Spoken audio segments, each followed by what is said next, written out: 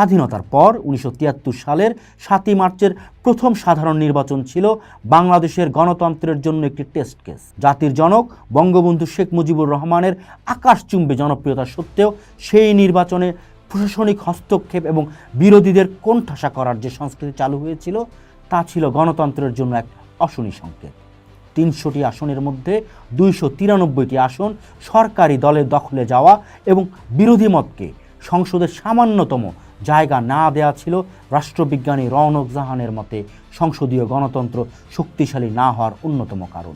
কুমিল্লার দাউদকান্দিতে জাসদ প্রার্থী major M A Jalil ও খন্দকার মুস্তাক আহমেদের মধ্যকার ফলাফল পাল্টে দেওয়ার ঘটনাটি জনগণের মনে নির্বাচনী ব্যবস্থার প্রতি আস্থার সংকটে যে বীজ বপন করেছিল তা আজ মহিরু হয়ে আছে। সেই নির্বাচন প্রমাণ করেছিল শাসক গোষ্ঠী ক্ষমতার অংশীদারিত্ব বা শক্তিশালী বিরোধী দল সহ্য করতে প্রস্তুত নয়, যার চূড়ান্ত পরিণতি ছিল বাকশাল বা একদলীয় শাসন। ছাত্র জনতার রক্তস্নাত গণ অভ্যুত্থানের পর ডক্টর মোহাম্মদ ইউনূসের নেতৃত্বাধীন অন্তর্বর্তীকালীন সরকারের তত্ত্বাবধানে 12ই ফেব্রুয়ারি অনুষ্ঠিত হল ত্রয়োদশ জাতীয় সংসদ নির্বাচন ও রাষ্ট্র সংস্কার বিষয়ক ঐতিহাসিক গণভোট। নির্বাচনে বাংলাদেশ জাতীয়তাবাদী দল বিএনপি 2/3 আসনে নিরঙ্কুশ জয়লাভ করেছে এবং একই সঙ্গে সংসদের উচ্চকক্ষ প্রবর্তনের পক্ষে 60% মানুষ হ্যাঁ ভোট দিয়েছে। 2024 সালের জুলাই আগস্টে যে নতুন বাংলাদেশের স্বপ্ন রাজপথে আঁকা হয়েছিল, ব্যালটের মাধ্যমে তার একটি রাজনৈতিক ও কাঠামোগত রূপরেখা পাওয়া গেল। কিন্তু ইতিহাসের এই সন্ধিক্ষণে দাঁড়িয়ে বিজয় উল্লাসের চেয়ে বড় হয়ে দেখা দিয়েছে একটি মৌলিক প্রশ্ন: বাংলাদেশ কি এবার টেকসই গণতন্ত্রের পথে হাঁটতে পারবে, নাকি পুরনো রাজনৈতিক সংস্কৃতির বৃত্তেই ঘুরপাক খাবে? এই প্রশ্নের উত্তর খুঁজতে আমাদের তাকাতে হবে অতীতে, যেখানে গণতন্ত্র বারবার হোঁচট খেয়েছে। স্বাধীনতার পর 1973 সালের 7ই মার্চের প্রথম সাধারণ নির্বাচন ছিল বাংলাদেশের গণতন্ত্রের জন্য একটি টেস্ট কেস। জাতির জনক বঙ্গবন্ধু শেখ মুজিবুর রহমানের আকাশচুম্বী জনপ্রিয়তা সত্ত্বেও সেই নির্বাচনে প্রশাসনিক হস্তক্ষেপ এবং বিরোধীদের কোণঠাসা করার যে সংস্কৃতি চালু হয়েছিল তা ছিল গণতন্ত্রের জন্য এক অশনি সংকেত।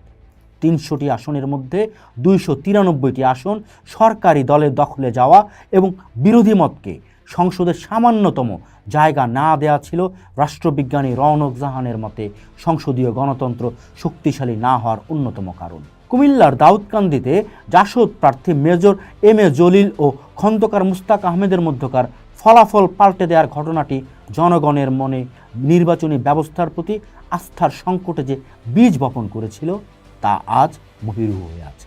সেই নির্বাচন প্রমাণ করেছিল শাসক গোষ্ঠী ক্ষমতার অংশীদারিত্ব বা শক্তিশালী বিরোধী দল সহ্য করতে প্রস্তুত নয়, যার চূড়ান্ত পরিণতি ছিল বাকশাল বা একদলীয় শাসন।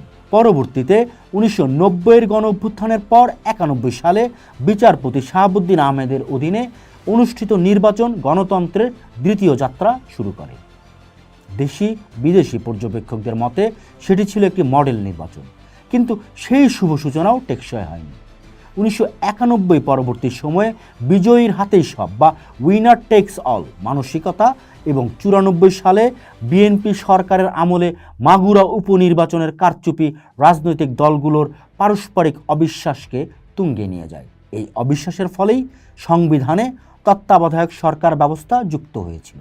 গণতন্ত্রের কফিনে শেষ পেরেকটি ঠোকা হয়েছিল 2011 সালে, যখন তৎকালীন আওয়ামী লীগ সরকার পঞ্চদশ সংশোধনীর মাধ্যমে তত্ত্বাবধায়ক ব্যবস্থা বাতিল করে। বিশ্লেষক আলী রিয়াজের ভাষায় এটি ছিল খেলার মাঠ থেকে রেফারি সরিয়ে ফেলার মতো ঘটনা। এর ফলেই 2014 সালের একতরফা নির্বাচন, 2018 সালের রাতের ভোট এবং 2024-এর ডামি নির্বাচনের মাধ্যমে বাংলাদেশের নির্বাচনী স্বৈরতন্ত্র প্রতিষ্ঠানিক রূপ পায়।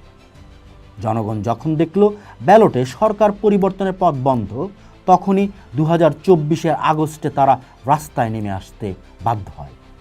12ই ফেব্রুয়ারির নির্বাচনে বিএনপির 2/3 আসন লাভ এবং গণভোটে উচ্চকক্ষ অনুমোদনের বিষয়টি রাষ্ট্র পরিচালনায় গুণগত পরিবর্তনের ইঙ্গিত দেয়। বাংলাদেশের সংবিধান প্রণেতারা এক কক্ষ বিশিষ্ট সংসদ রেখেছিলেন, যা গত 53 বছরে বারবার সংখ্যাগরিষ্ঠের একনায়কতন্ত্র তৈরিতে সহায়তা করেছে। এবার গণভোটে উচ্চকক্ষ বা প্রতিনিধি সভার অনুমোদন এবং বিএনপির প্রতিশ্রুতি অনুযায়ী দ্বিকক্ষ বিশিষ্ট সংসদ ব্যবস্থা চালু হওয়ার সম্ভাবনা ক্ষমতার ভারসাম্য বা চেকস অ্যান্ড ব্যালেন্সেস তৈরিতে বড় ভূমিকা রাখতে পারে। রাষ্ট্রবিজ্ঞানী ডক্টর আলী রিয়াজ তার বিভিন্ন লেখায় উল্লেখ করেছেন, এক কেন্দ্রিক ক্ষমতা কাঠামো ভাঙতে উচ্চকক্ষ অপরিহার্য, যেখানে সমাজের বিদ্বান, পেশাজীবী ও প্রান্তিক গোষ্ঠীর প্রতিনিধিরা আইন প্রণয়নে ভূমিকা রাখতে পারেন। বিএনপির 31 দফা রূপরেখায় দ্বিকক্ষ বিশিষ্ট সংসদ এবং প্রধানমন্ত্রীর ক্ষমতার ভারসাম্যের কথা উল্লেখ ছিল। গণভোটে হ্যাঁ জয়ী হওয়া প্রমাণ করে জনগণ কেবল দল পরিবর্তন চায়নি, তারা সিস্টেম বা ব্যবস্থার আমূল পরিবর্তন চেয়েছে। তবে মুদ্রার উল্টো পিঠেও সংখ্যাও কম নেই। বিএনপির এই বিশাল বিজয়, 2/3 সংখ্যাগরিষ্ঠতা তাদের জবাবদিহিতার ঊর্ধ্বে নিয়ে যাওয়ার ঝুঁকি তৈরি করে। অতীত অভিজ্ঞতা বলে, যখনই কোনো দল নিরঙ্কুশ ক্ষমতা পেয়েছে তখনই তারা বেপরোয়া হয়ে উঠেছে। 1973 সালের আওয়ামী লীগ কিংবা 2001 সালের বিএনপি জামাত জোট কিংবা 2014 সালের সরকার সবই সংখ্যার দাপটে ভিন্ন মতকে গ্রাহ্যই করেনি। সংসদীয় গণতন্ত্রের ইতিহাসে যেমন ভারত বা যুক্তরাজ্যে উচ্চকক্ষ অনেক সময় রাজনীতিতে অজনপ্রিয় বা নির্বাচনে পরাজিত নেতাদের পুনর্বাসন কেন্দ্রে পরিণত হয়, সংসদ বিষয়ক গবেষক অধ্যাপক নিজাম আহমেদ যেমনটি আশঙ্কা করছেন। বাংলাদেশের রাজনৈতিক সংস্কৃতিতে যদি উচ্চকক্ষকে দলীয় অনুগত দিয়ে পূর্ণ করা হয়, তবে তা নির্বাহী বিভাগের জবাবদিহিতা নিশ্চিত না করে বরং সরকারের রাবার স্ট্যাম্প হিসেবে কাজ করবে। তাছাড়া গণভোটে 40% মানুষ যে না ভোট দিয়েছে বা ভিন্ন মত পোষণ করেছে, তাদের উপেক্ষা করা হবে আত্মঘাতী। একটি বিভাজিত সমাজে 60% ম্যান্ডেট নিয়ে রাষ্ট্র পরিচালনা করতে গিয়ে যদি 40% কণ্ঠস্বর রোধ করা হয়, তবে টেকসই গণতন্ত্র অধরাই থেকে যাবে। গণতন্ত্র মানে কেবল সংখ্যাগরিষ্ঠের শাসন নয়, বরং সংখ্যালঘুর নিরাপত্তা ও মত প্রকাশের স্বাধীনতাও। ডক্টর ইউনূসের অন্তর্বর্তীকালীন সরকার একটি অবাধ নির্বাচনের মঞ্চ তৈরি করে দিয়ে তাদের ঐতিহাসিক দায়িত্ব পালন করেছেন। এখন বল সম্পূর্ণরূপে বিজয়ী দল বিএনপির কোর্টে। জনগণ তাদের হাতে রাষ্ট্র সংস্কারের ম্যান্ডেট তুলে দিয়েছে, কিন্তু এই ম্যান্ডেট কোনো ব্ল্যাঙ্ক চেক নয়। আমরা বলতে চাই, এই নিরঙ্কুশ বিজয় বিএনপির জন্য যতটা আনন্দের, তার চেয়ে বেশি পরীক্ষার। তাদের প্রমাণ করতে হবে যে তারা অতীতের ভুল থেকে শিক্ষা নিয়েছে।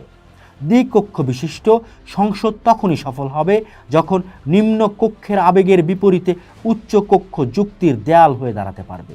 যদি বিএনপি তাদের বিশাল সংখ্যার দাপটে বিরোধী মতকে গ্রাহ্য না করে এবং সংবিধান সংশোধনের ক্ষমতাকে কেবল দলীয় স্বার্থে ব্যবহার করে, তবে জুলাই অভ্যুত্থানের স্পিরিট ব্যর্থ হবে। জনগণ কেবল ভোট দিয়ে সরকার পরিবর্তন করেনি, তারা রাষ্ট্রের মালিকানা ফিরে পেতে চেয়েছে।